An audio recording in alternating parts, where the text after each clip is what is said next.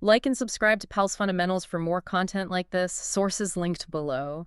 Welcome, this is your Faroese news report. We're digging into the sources you shared Yep. to pull out the really key information, the insights you need. Exactly. It's your essential briefing, basically. We cut through the noise, get you quickly informed on what's happening, what's being talked about in the Faroes. And just based only on the material provided, of course. Absolutely. Only the sources. And we've got quite a mix today, some significant political stuff, a sharp critique of media coverage, some great cultural news, and naturally, the weather. Always important. Can't forget the weather. So where should we start that big meeting? Yeah, let's jump in there. The Realm meeting, it's actually happened today, Monday, June 16th. Right. And the location's pretty notable, too, Tindhólmur. Out on Tindhólmur, yeah. It's a group of about, 28 people? Sounds right. And the main players are there. You've got the Faroes, Lugmar, Axel V. Johannesson. Okay. Denmark's Prime Minister, Mette Frederiksen, and Jens Fredrik Nielsen representing Greenland. The official line is, it's about cooperation in the realm, economic development, political development.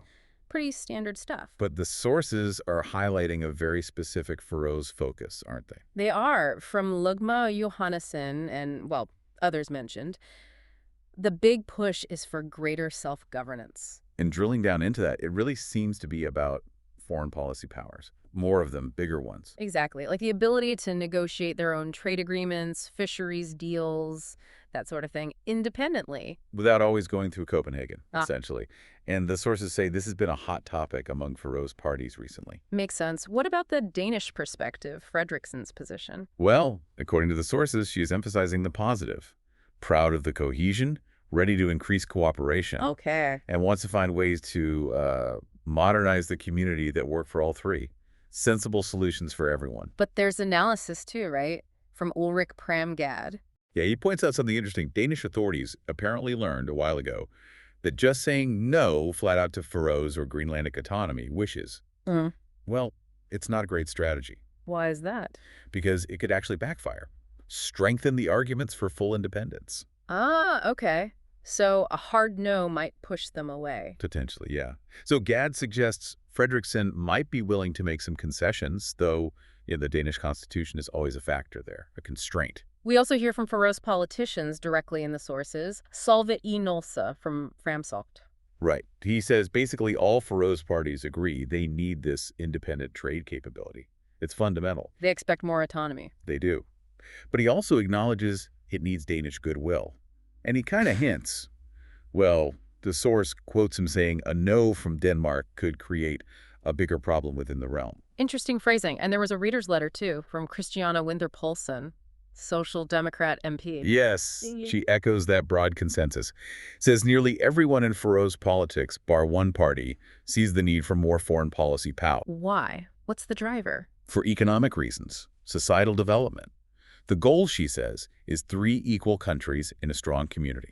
And the Social Democrats' approach? They're looking for practical steps. They feel the current setup, the framework, is just too restrictive now. It's holding things back. Right. So they support a structured process, get more powers, update the systems, modernize. She used that analogy, the Home Rule Act, as an accordion.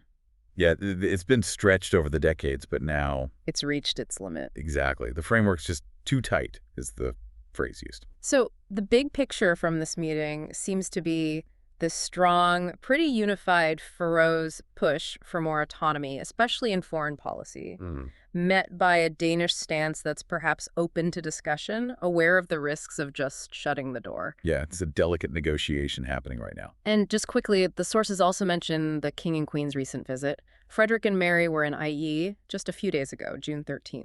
That's right. And there was also mention of Urspendetroig Juni, but we didn't get any content from that specific source, so nothing to report there. Got it. Okay, let's shift gears, moving from those high-level talks to, some very pointed commentary from the sources, a critique of media coverage. Yeah, this is based on a reader's letter. And it expresses some very strong opinions, particularly about the Faroes public broadcaster, KVF. Okay, what's the core argument presented in that letter? The writer alleges a significant anti-Israel bias, especially since October 7th, 2023. How do they describe this alleged bias? The language used in the letter is intense. It calls KVF's coverage on Israel, Gaza, and Iran shameless, claiming it paints Israel as the bully and Gaza as the victim. Wow, okay. Strong words. Very. The letter also criticizes KVF's understanding of the Middle East, religion, politics, uses terms like blind and deaf, and levels accusations of anti-Semitism, Jew hatred is the term used against KVF, Amnesty International's Faroese chair, and the UN. Does the letter name specific people at KVF? It does. H.P. Strum is criticized for writings against Israel's actions. Sigrun Brend is described as part of a hate chorus. John Johannesson is called a foremost Hamas supporter. Margin Dalsgaard, a foremost spokeswoman in all socialist issues.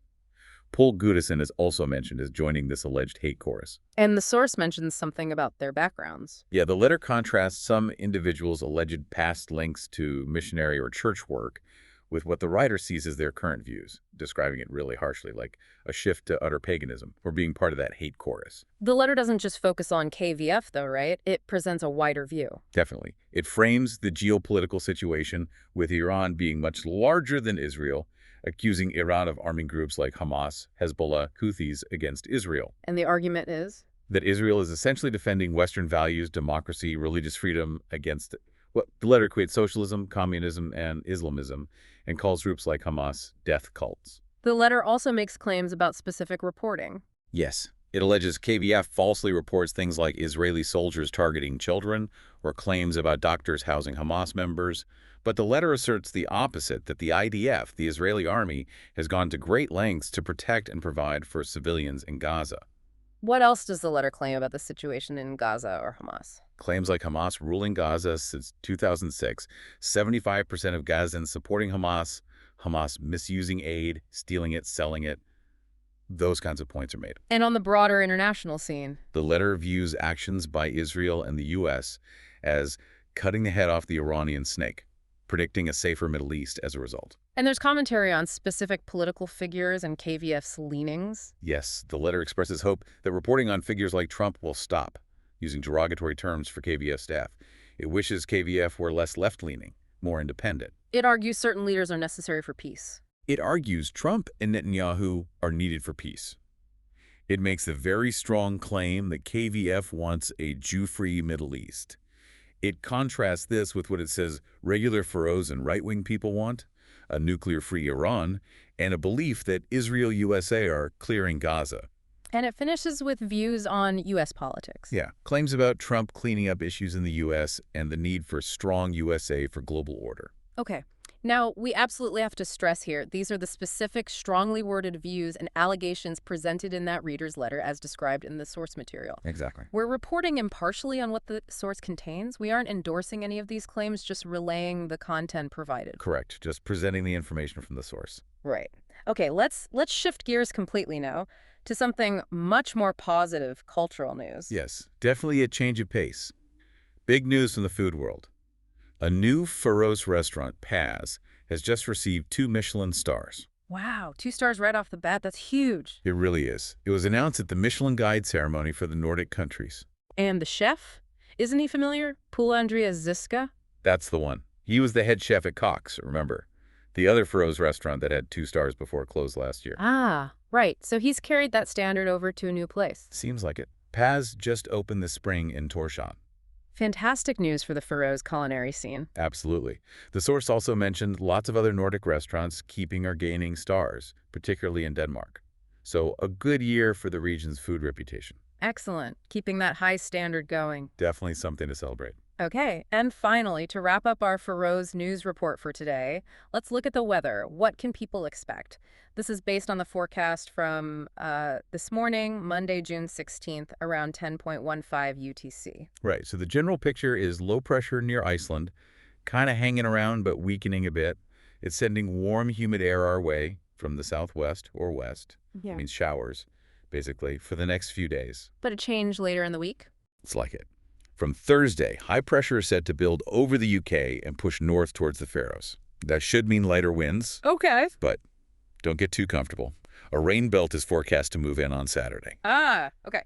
Can we break it down day by day? What about tonight and early Tuesday? Sure. Tonight and early Tuesday, expect a light to fresh breeze. It's about 3 to 8 meters per second from the southwest. Mostly cloudy, some scattered showers. You might get mist or fog patches too. And watch for more continuous rain south of the fjords late tonight. Temps hanging between 8 and 13 Celsius. Okay. And for Tuesday proper? Tuesday sees the wind picking up a bit, fresh breeze to fresh wind, 5 to 10 meters per second, shifting between west and south. Variable cloud cover, still some showers dotted around. It'll likely get more showery in the evening and overnight. Temps a bit cooler, 7 to 11 degrees. Wednesday starts with a light to fresh westerly breeze, 3 to 8 meters per second. Again, variable clouds, some showers. But the wind is forecast to increase again in the afternoon, back up to that 5 to 10 meters per second range.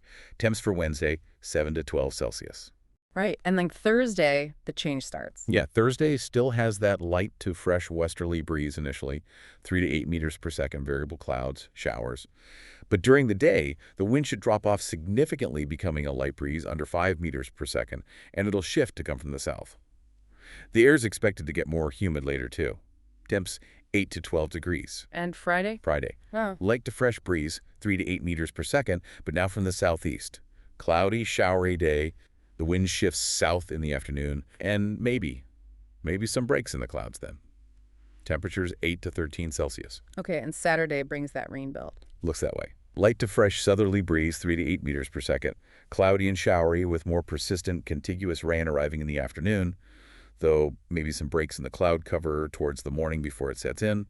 Temps again, 8 to 13 degrees. Got it. So a bit unsettled, then calmer midweek, but more rain for the weekend. That's the general pattern, yeah. All right. Well, that covers the weather and brings us to the end of this Faroese news report.